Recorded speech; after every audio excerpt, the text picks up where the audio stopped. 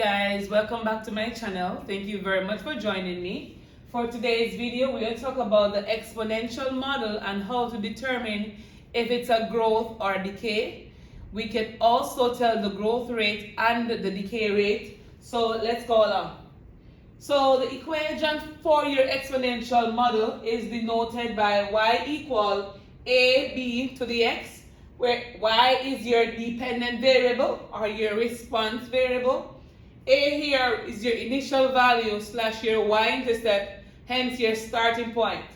B represents the base, which is the slope of your function, and x is your exponent, and that's also your independent variable.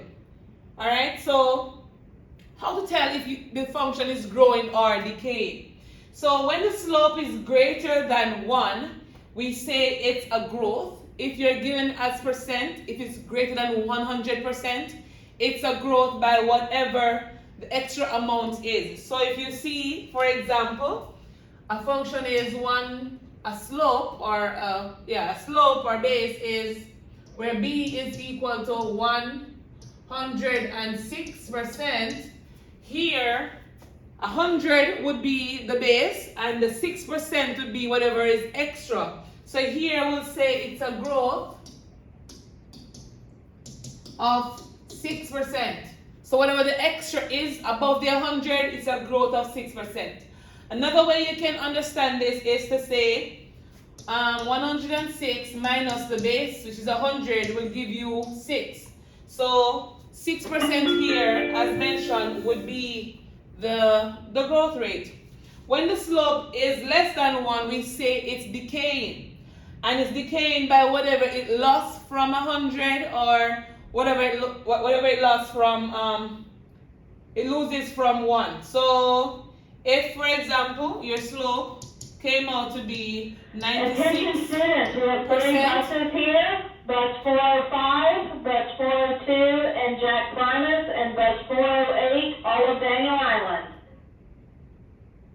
Okay. So again, 3 buses in this order: bus 405, 402, and Jack Primus, and 408, all of Daniel Island.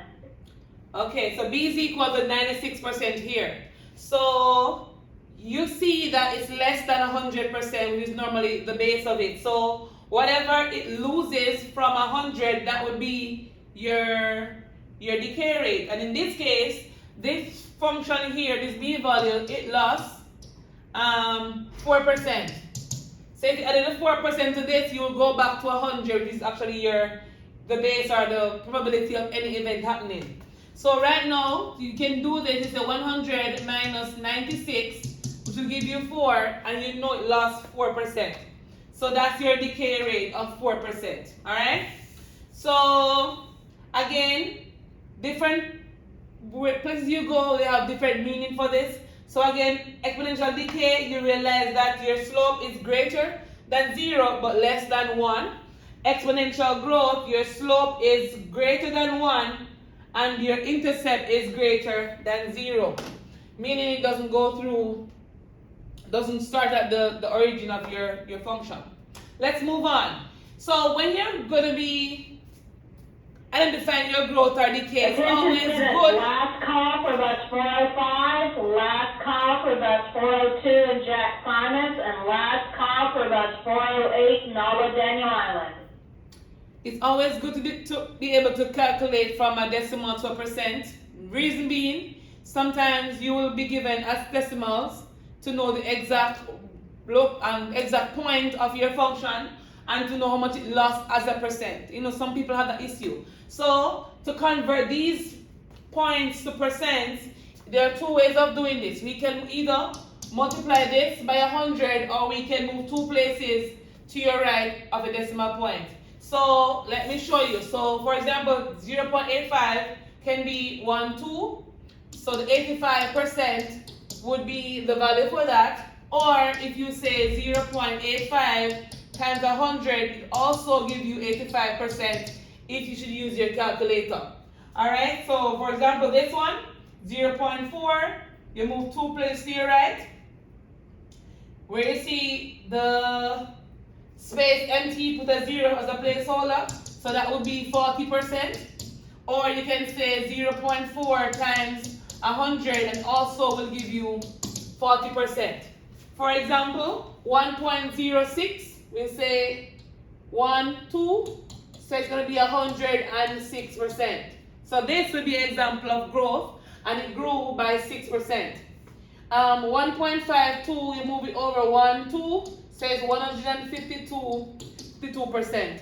If you see this one as a decimal to convert to a percent, it will be 1, 2, so it will be 2.3%. So we should be able to convert from a decimal to percent to be able to tell the exact rate of which a function grew or decayed by. I hope that one was useful for you. If not, pause the video and check it out again. Here we are asked to examine the exponential functions and determine if it's growth or decay, and we're going to do a little bit of interpretation. So y is equal to 40 times 1.5 to the x. Remember the attention students, bus 403, Nellie Field and Peninsula. Bus 403, Nellie Field and Peninsula. Thank you. So y is equal to 40 times 1.5 to the x. Remember the original function is y equal a b to the x. Where we say if b is greater than 1, it's a growth. And we say if b is less than 1, it's a decay. So let's examine these first two on this side. So here, that's my b, and that's a. Here we see that this is greater than 1 by a 0.5. So we're going to say it's a growth. And if you're asked to tell the rate, you basically multiply this by 100 or move 2 places to your right. So it's 1.5 times 100 to give you 150%. The extra above 100 would be 50. So it's a growth rate of 50%. It's a rate of 50% if you're asked to tell the growth rate. Again, the one at the bottom, we'll say 0.5 is our A value, initial value, and here is our slope, our B value. The slope here is 0.67. You should be able to tell if it's a growth or a decay. But again, you see that B is less than 1, so it's a decay. To tell the decay rate, so it's less than 1, so it's decay. To tell the decay rate, you have to either do two things. You can say 1 minus 0.67, or you can say 100 minus 67%. So 1 minus 0.67, that's going to be 70, so that's 3, and that's 70, you need 30. So 33, so 0.33 would be the decay. As a percent, it would be 33%. So it's a decay rate of 33%, and 100 minus 67% should give you 33% if you should subtract them as well. Alright, so you can tell if it's growth or decay based on how the B value came into the equation itself or by calculation. So like this one, we can say it's going to be a decay because B is less than 1, right? And as a percent, this would be 90% because 0.9, you move 2 places to your right, 1, 2, so that's 90. And once it's 90%, we know it lost 10%. So it may be at a loss of 10%. For example, this one, it grew because it's more than 1. But we look at the right-hand side here, and if you want to, you can just convert this part to a percent, or you can convert the entire thing, then you subtract that from 100. So I'm going to show you both ways. So here we can say 1, 2 says 105.4 as a percent, but if you want to know how much it gained, it would be from 100, which would be 5.4%. So the rate, so the growth rate, we say is 5.4%. And I hope I'm making sense here. Again, this one, we would say it's a decay. it's less than 1. To tell the decay rate, you say 1 minus 0.88, and that should be 12. So 0.12, convert that to a percent. It's going to be a growth rate, a decay rate of 12%. All right? For the last one here, we see it grew. And if you want to, you can just convert this aspect here to a percent, which will be it grew by 42%. So we say here, it's a growth. And that's basically how you identify if a function is growing or decaying. And you can also tell the decay rate. Here you see I added the formula. You can always add the formula, match them up to determine what's A, what's B. As you know, B always has the X to the exponent of it. And so that should help you when working. If you have a question, leave me a comment in the comment section.